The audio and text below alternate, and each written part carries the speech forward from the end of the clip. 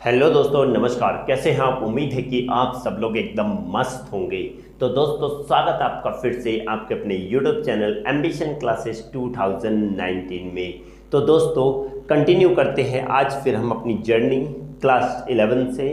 तो दोस्तों, आज का हमारा पार्ट रहेगा दोस्तों, पार्ट 10 रहने वाला है। पार्ट 10 है दोस्तों, चैप्टर का नाम वही हमारा पुराना, केमिकल बॉन्डिंग। चलिए दोस्तों, केमिकल बॉन्डिंग को कंटिन्यू करेंगे आज फिर नए टॉपिक के साथ। फिर से आगे की ओर धीरे हम बढ़ते जा रहे हैं। बने रहेगा हमारे साथ। तो दोस्तों, आने वाली वीडियो में हम VSEPR थ्योरी के बारे में भी डिस्कस करने वाले हैं। तो दोस्तों, स्टार्ट करते हैं आज की क्लास बिना टाइम गवाए। तो दोस्तों, आज हमारा टॉपिक रहेगा रेजोनेंस। दोस्तों, क्या रहने वाला है? रेजोनेंस पर आज हम डिस्कस करेंगे। रेजोनेंस क्या होता है? सबसे पहले डाल देते हैं, रेजोनेंस है क्या? किस चीज़ को हम रेजोनेंस बोलते हैं? What do you mean by resonance? How can you explain resonance in your own word? What are the qualities of resonance? What is resonance structures? क्या होते हैं सबके सब? इसी चीज़ों पर डिस्कस करेंगे। तो एक्चुअली अगर कॉमन वर्ड में कहा जाए, को नॉर्मली कहा जाए, तो रेजोनेंस क्या होता है? पाई बॉन्ड का डीलोकलाइजेशन। सिंपल वर्ड में क्या कहा जाता है कि जब पाई बॉन्ड डीलोकलाइज हो जाता है, मतलब पहले पाई बॉन्ड अगर एक जगह यहाँ पर लगा हुआ है, जब यहाँ से हटके इधर आ जाए, दूसरी साइड में आ जाए, तो डीलोकलाइज हो गया, अपनी लोकेलिटी से हट गया वो। तो उसी चीज़ को क्या बोलेंगे दोस्तों? रेजोनेंस बोलते हैं। क्या बोलेंगे? रेजोनेंस बोलते हैं। ये क्या, एक हाइपोथेटिकल प्रोसेस है। क्या है ये? हाइपोथेटिकल प्रोसेस होता है, काल्पनिक प्रोसेस है। एक्चुअली ये नहीं होता, बट कहे तो हाइपोथेटिकल प्रोसेस है। और जो पहले ही बॉन्ड हमने कहा यहाँ, तो बाद में यहाँ पर बॉन्ड आ गया, अलग पोजीशन हो गया, तो पहले का स्ट्रक्चर दूसरा होगा और दूसरा स्ट्रक्चर दूसरा होगा, दूसरा वाला। दोनों स्ट्रक्चर डिफरेंट हो जाते हैं। और ये स्ट्रक्चर क्या कहलाएंगे दोस्तों? Hybrid structure. पहला वाला एक्चुअल, दूसरा वाला जो बना है बॉन्ड को डीलोकलाइज होने से, वो कहलाएगा हाइब्रिड स्ट्रक्चर। ठीक है ना? चलिए बात करते हैं डेफिनेशन के बारे में। तो लिखेंगे the delocalization of the delocalization of pi bond, the delocalization of pi bond known as क्या दोस्तों? रेजोनेंस कहलाता है। सिंपल सी चीज है, वो लिखेंगे it is the hypothetical process, it is the hypothetical process in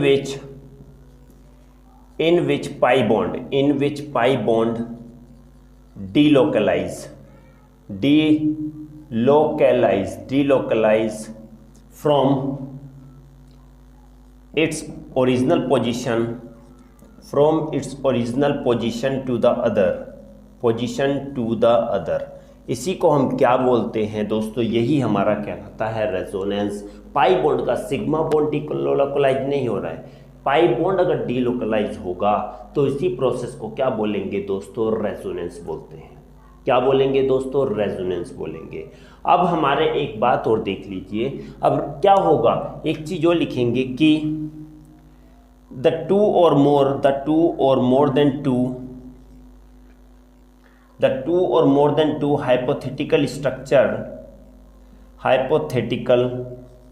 hypothetical structure formed from the, क्या लिखा दोस्तों? हाँ, क्या? द टू और more hypothetical structure formed from the actual structure, देखिए दोस्तों, क्या होगा कि जब किसी एक्चुअल स्ट्रक्चर से दो या दो से ज़्यादा हाइपोथेटिकल स्ट्रक्चर बनते हैं, तो वो स्ट्रक्चर क्या कहलाते हैं? Non as resonating structure. क्या कहलाते हैं उनको? रेजोनेटिंग स्ट्रक्चर कहलाएंगे दोस्तों। ओके, क्या कहलाएंगे वो? रेजोनेटिंग स्ट्रक्चर्स कहलाते हैं। अब रेजोनेटिंग स्ट्रक्चर्स क्या होते हैं दोस्तों? इनकी कुछ प्रॉपर्टीज़ होती हैं। रेजोनेटिंग स्ट्रक्चर की कुछ प्रॉपर्टीज़ होती हैं। फर्स्ट ऑफ ऑल, प्रॉपर्टीज़ की अगर हम बात कहें, प्रॉपर्टीज़, तो पहली प्रॉपर्टी ये होती है कि दे हैव सिमिलर एनर्जी। क्या होती है? पहली बात, इनकी एनर्जी क्या होती है? सेम होती है, सिमिलर होती है। सेम और सिमिलर दोनों डिफरेंट। सिमिलर एनर्जी होती है, लगभग सेम के करीब में होती है, पूरी तरीके से सेम नहीं होती, सिमिलर होती है। दूसरी बात, they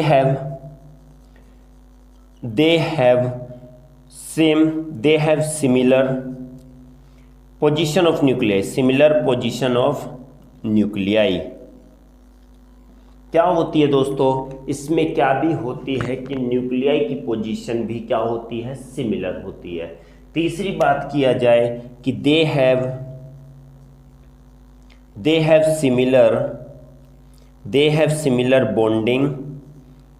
similar bonding and non bonding electron pair. देखेंगे दोस्तों, तीन इसकी बहुत ही ज़्यादा इंपॉर्टेंट प्रॉपर्टीज़ होती हैं। क्या कि पहली बात होती है कि ये रेजोनेटिंग स्ट्रक्चर बना देते हैं दोस्तों। सबसे पहले ऑक्सीजन का किसका, O3 का बनाएंगे, किसका, ओजोन का। तो ओजोन ये रहा और एक ये रहा और एक ओजोन ये रहा, ठीक है। O 1 2 3 4 5 6 negative and 1 2 3 4 double bond और ये 1 2। दूसरा हो गया दोस्तों O, बना देता हूँ तीनों के तीनों O, ये हो गया O और ये हो गया O, डॉट एंड डॉट। तीसरा बना दिया O, ये हो गया O, ये भी हो गया O। यहाँ पर अब इस बार हो गए 4 इलेक्ट्रॉन्स, यहाँ पर डबल बॉन्ड आ गया, यहाँ पर 2 इलेक्ट्रॉन है और यहाँ पर 1 2 3 4 5 6 निगेटिव यहाँ आ गया। देखिए दोस्तों, ये सारे के सारे अगर कहा जाए, ये सारे के सारे क्या हैं दोस्तों, इक्विवेलेंट है। सब के सब तीनों के तीनों क्या है, रेजोनेटिंग स्ट्रक्चर है। पहला हमने मान लिया ये वाला स्ट्रक्चर हो गया, दूसरा ये स्ट्रक्चर ये हो गया और तीसरा स्ट्रक्चर ये हो चुका है। ओके, तो ये कहेंगे कि तीनों का क्या होता है कि इन तीनों की एनर्जी लगभग क्या होती है, सिमिलर होती है। दूसरी बात, न्यूक्लियाई की पोजीशन भी क्या होती है, सिमिलर होती है। और तीसरी बात, बॉन्डिंग और नॉन बॉन्डिंग इलेक्ट्रॉन पेयर भी क्या होते हैं, सिमिलर होते हैं। देखिए यहाँ पर पहले सिंगल बॉन्ड था, अब यहाँ सिंगल से क्या हो गया, डबल, यहाँ डबल से सिंगल हो गया। अब यहाँ हटके पार्शियली क्या हो गया, कोऑर्डिनेटिव बॉन्डिंग टाइप के बन गया। तो हमने कहा कि देखिए डीलोकलाइज हो गया पाई बॉन्ड का। तो जब डीलोकलाइजेशन हो जाता है तो वही क्या कहलाता है, रेजोनेंस कहलाता है। क्या कहलाएगा दोस्तों, रेजोनेंस कहलाएगा। पहली बात क्या होता है रेजोनेंस, पाई बॉन्ड का डीलोकलाइजेशन, और एक हाइपोथेटिकल प्रोसेस होता है। दूसरी बात, ये दो या दो से ज़्यादा हाइपोथेटिकल अगर स्ट्रक्चर बनते हैं, किससे, जो एक्चुअल स्ट्रक्चर से बनेंगे। हाइपोथेटिकल स्ट्रक्चर एक्चुअल स्ट्रक्चर से बनते हैं, वो क्या कहलाते हैं स्ट्रक्चर, सारे के सारे स्ट्रक्चर क्या कहलाएंगे, रेजोनेटिंग स्ट्रक्चर कहलाते हैं। क्या कहलाते हैं, ये रेजोनेटिंग स्ट्रक्चर कहलाते हैं। बात कहें तो ये अगर माना, इसको एक्चुअल माना तो ये दोनों क्या हो गए, हाइब्रिड हो गए। इसको एक्चुअल माना तो ये दोनों हाइब्रिड हो गए, और इसको एक्चुअल माना तो ये दोनों हाइब्रिड हो गए। तो इसमें एक एक्चुअल है और दो हाइब्रिड स्ट्रक्चर, जो रेजोनेंस दो अलग अलग हैं वही हाइब्रिड स्ट्रक्चर होते हैं। ओके, चलो इनको क्या भी बोलते हैं, रेजोनेटिंग स्ट्रक्चर ही बोलते हैं। और हम इसको एक नाम भी और जाते हैं, कैनोनिकल स्ट्रक्चर के नाम से भी इसको जाना जाता है दोस्तों। किस नाम से जाना जाता है, कैनोनिकल स्ट्रक्चर के नाम से भी जाना जाता है। ठीक है, ये इसकी प्रॉपर्टीज हैं कि एनर्जी सिमिलर होगी, न्यूक्लियाई की पोजीशन सिमिलर होगी, और बॉन्डिंग और एंटी बॉन्डिंग इलेक्ट्रॉन पेयर की भी क्या होगी, सेम होंगे दोस्तों। आई होप कि दोस्तों आप लोगों को रेजोनेंस क्लियर हो गया होगा दोस्तों। नीचे वाला है दोस्तों इलेक्ट्रॉन पेयर है ये। चलिए दोस्तों जल्दी से स्क्रीनशॉट ले लीजिए, बात करेंगे दोस्तों अगले पॉइंट के बारे में। चलिए स्क्रीनशॉट ले लीजिए दोस्तों, नहीं लिया तो प्लीज़ वीडियो को रोक के भी आप लिख सकते हैं, नोटबुक में लिखते रहिए, हैंड टू हैंड नोट्स बनाते रहिए दोस्तों। तुम लोगों के बेनिफिट के लिए बोलता हूं दोस्तों कि नोट अगर हमारे पास क्या रहेंगे, नोट्स रहेंगे, तो वो इजी रहता है कि कभी भी हम पढ़ सकते हैं। रेजोनेंस एनर्जी बात करेंगे दोस्तों, रेजोनेंस एनर्जी, रेजोनेटिंग एनर्जी के बारे में। क्या होती है रेजोनेटिंग एनर्जी, किस चीज़ को रेजोनेटिंग एनर्जी बोलेंगे? तो दोस्तों क्या होगा कि एक्चुअल स्ट्रक्चर अभी हमने बोला कि क्या होता है कि एक तो सिंपल ये मान लीजिए, ये बार बार निकल जाता है, यस, कि the energy difference the energy difference in the hypothetical structure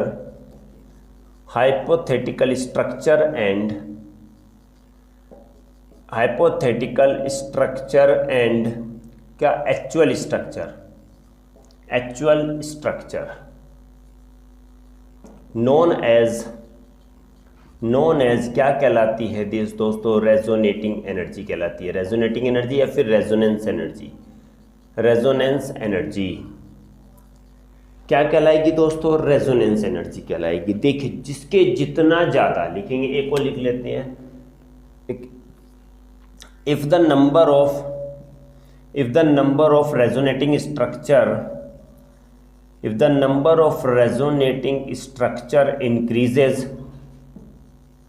increases then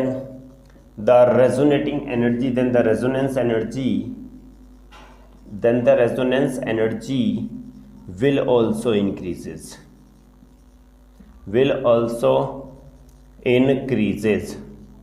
क्या होगा, देखिए दोस्तों सिंपल सी चीज कही गई है कि हमने कहा था कि कोई भी ये हाइपोथेटिकल नाइट्रेट का वो बना देते हैं दोस्तों N single double single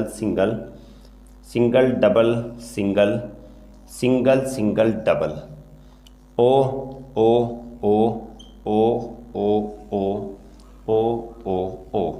1 2 3 4 5 6 1 2 3 4 5 6 1 2 okay, या 1 2 3 4 5 6 1 2 3 4 5 6 1 2 1 2 3 4 5 6 1 2 3 4 5 6 1 2।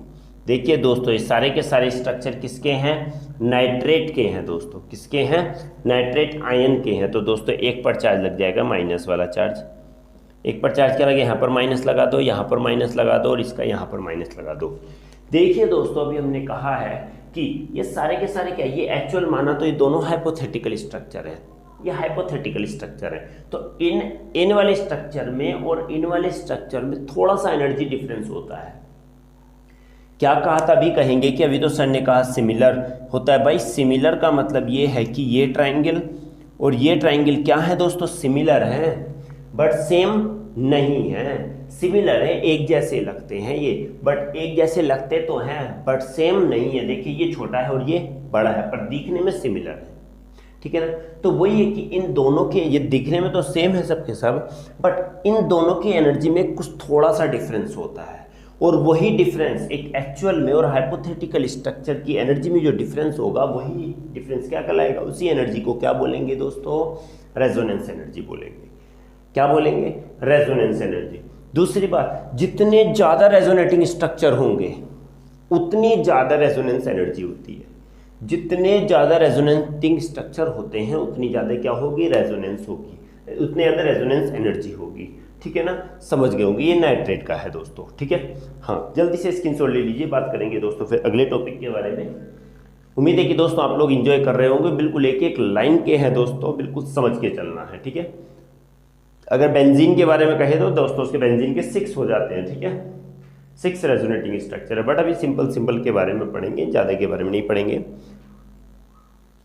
जो स्टूडेंट्स हमारी वीडियो को पहली बार देख रहे हैं प्लीज़ चैनल को सब्सक्राइब जरूर कीजिएगा और ज़्यादा ज़्यादा वीडियो को शेयर कीजिएगा दोस्तों, अपने दोस्तों में शेयर करना बिल्कुल भी ना भूलिए। और क्लास अगर पसंद आती है तो प्लीज़ लाइक करना तो बिल्कुल भी ना भूलिए दोस्तों। आपके लाइक नहीं आते तो उम्मीद है कि आप लोगों को क्लास पसंद नहीं आ रही है। चलिए दोस्तों बात करेंगे, कोशिश रहेगी आपको बेहतर से बेहतर क्लास देने की। चलिए दोस्तों बात करते हैं अगले टॉपिक के बारे में। चलिए दोस्तों एक छोटा सा टॉपिक आता है, रूल्स आता है दोस्तों, rules for the stability, rules for the stability, rules for the stability of the resonance hybrid. चलिए क्या रूल्स होते हैं रेजोनेंस हाइब्रिड के स्टेबल होने के पीछे। अभी जो हाइब्रिड थे, पहला एक्चुअल था और ये हाइपोथेटिकल स्ट्रक्चर की स्टेबिलिटी के पीछे क्या रूल्स होते हैं, उनके पीछे कुछ रूल्स होते हैं दोस्तों। क्या, सबसे पहला रूल्स आता है कि non polar molecule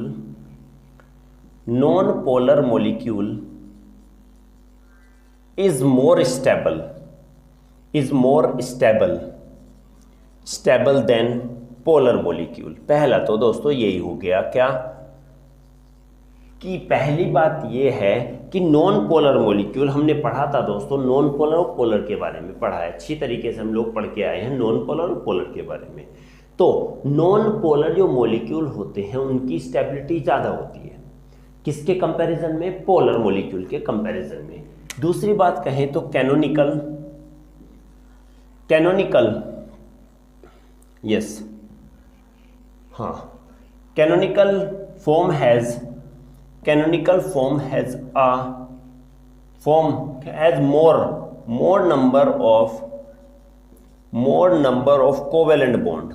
more number of covalent bond is more stable। देखिए एक लाइन में लिख दी, ज़्यादा लिखना नहीं चाहता। देखिए हमने ये कहा गया कि कोई भी अगर हाइब्रिड स्ट्रक्चर है उसमें अगर बॉन्ड क्या होते हैं, हमने कहा कोवेलेंट बॉन्ड की एक लाइन लिख लीजिए। कोवेलेंट बॉन्ड ये होता है वो डायरेक्टली प्रोपोर्शनल होता है किसके? स्टेबिलिटी के। ये मत मान के चलिए, स्टेबिलिटी जितने ज़्यादा कोवेलेंट बॉन्ड उतने ज़्यादा क्या होगा? स्टेबल होगा। तो जो कैनोनिकल फॉर्म होती है, जो हाइब्रिड फॉर्म होती है, जो हाइपोथेटिकल स्ट्रक्चर्स होते हैं उसमें कोवेलेंट बॉन्ड की क्या होती है? ज़्यादा होते हैं। कोवेलेंट बॉन्ड बहुत ज़्यादा होते हैं उसके अंदर। कोवेलेंट बॉन्ड ज़्यादा होने की वजह से उसकी स्टेबिलिटी क्या हो जाते हैं? वो भी ज़्यादा स्टेबल हो जाते हैं। कोवेलेंट बॉन्ड ज़्यादा है तो स्टेबिलिटी भी बढ़ जाती है दोस्तों। चलिए एक आगे बात करते हैं अगले पॉइंट के बारे में, सी के बारे में, कि canonical form has negative charge on electronegative and positive charge on electropositive species which makes them stable। देखिए दोस्तों सिंपल चीज पार्ट है कि कैनोनिकल फॉर्म के अंदर क्या होगा? इलेक्ट्रोनेगेटिव एलिमेंट पर नेगेटिव चार्ज, इलेक्ट्रोपॉजिटिव एलिमेंट पर पॉजिटिव चार्ज, एक पर नेगेटिव और एक पर पॉजिटिव। जब पॉजिटिव और नेगेटिव चार्ज हो जाता है तो जिससे क्या बनाता है? उसको और ज़्यादा स्टेबल बनाता है। भाई हमने कहा कि पॉजिटिव चार्ज है Na पर और Cl पर क्या है? नेगेटिव चार्ज है। दोनों अगर मिल जाएंगे तो NaCl बनाएगा और NaCl क्या होगा? बहुत ही ज़्यादा स्टेबल होगा। किसके कंपैरिजन में? इनके कंपैरिजन में। ठीक है ना, समझ के चलिए एक चीज़ को। तो हमने कहा गया कि इलेक्ट्रोनेगेटिव पे नेगेटिव चार्ज और इलेक्ट्रोपॉजिटिव पे पॉजिटिव चार्ज, इनकी वजह से पॉजिटिव और नेगेटिव चार्ज होने की वजह से क्या बनाते हैं? उसको स्टेबल बनाते हैं। उम्मीद है कि दोस्तों आप लोगों को ये तीनों पॉइंट्स क्लियर हो गए होंगे। दोस्तों तीनों के तीनों पॉइंट बहुत ही ज़्यादा इंटरेस्टिंग है और अच्छे भी हैं। तो चलिए दोस्तों हमारा यही कॉन्सेप्ट है रेजोनेंस का, जो कि क्लास 11 के बेसिस से इतना ही था, इससे ज़्यादा हम नहीं बताएंगे दोस्तों, क्योंकि दोस्तों काफ़ी कोशिश किया हमने इसमें आपको एक्सप्लोर करने का। तो दोस्तों अगर क्लास पसंद आई हो तो लाइक ज़रूर कीजिएगा, और जो पहले से हमारे व्यूअर्स हैं, जो पहले से हमारे साथ जुड़े हुए हैं, उनके लिए बहुत बहुत धन्यवाद दोस्तों, बहुत बहुत थैंक यू। तो प्लीज़ चैनल को ज़्यादा से ज़्यादा एक्सप्लोर कीजिए, ज़्यादा से ज़्यादा उसको शेयर कीजिए दोस्तों। जो नए हैं प्लीज़ सब्सक्राइब जरूर कीजिएगा और हमें सपोर्ट करते रहिएगा दोस्तों। तो दोस्तों आज की क्लास बस इतनी ही थी, मिलते हैं अगली क्लास में फिर पार्ट 11 के साथ। इस बार दोस्तों बने रहेगा हमारे साथ, क्योंकि हम लेके आने वाले हैं VSEPR थ्योरी। दोस्तों कोशिश रहेगी कि अगली क्लास में हम VSEPR थ्योरी पर डिस्कस करें। उम्मीद है कि आप लोगों को बिल्कुल एक ही क्लास में सब कुछ क्लियर हो जाएगा दोस्तों। तो दोस्तों अपना ध्यान रखिएगा, पढ़ाई करते रहिएगा। मिलेंगे दोस्तों अगली क्लास में, तब तक के लिए नमस्कार।